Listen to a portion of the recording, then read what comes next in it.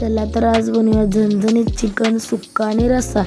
तर त्यासाठी लागणारं साहित्य बघूया। कांदा, टोमॅटो, आलं, सुकं खोबरं, लसूण, कोथिंबीर, तीळ आणि धने।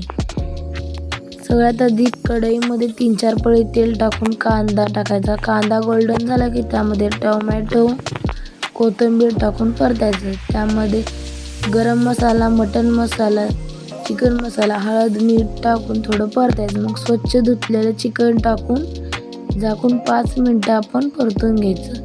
त्यानंतर मसाल्याचं आपण बघूया। मसाल्यामध्ये मिक्सरच्या भांड्यामध्ये तीळ, धन, कोथिंबीर, खोबरं सर्व टाकायचं। मस्त असा मसाला बारीक करून घ्यायचा। चिकनमध्ये थोडं पाणी सोडून पुन्हा एकदा चटणी घालून झाकून ठेवायचं। सुक्कं बनवण्यासाठी कढईमध्ये तेल टाकून कांदा, टोमॅटो मस्त परतून घ्यायचा। म्हणजे गरम मसाला, मटन मसाला, लाल तिखट, मीठ बनवलेला मसाला टाकून त्यामध्ये चिकनचे पीस टाकायचे। मस्त पाणी सोडून परतून द्यायचं। तर रश्श्यासाठी काढलं तर त्यामध्ये सुद्धा मसाला टाकायचा।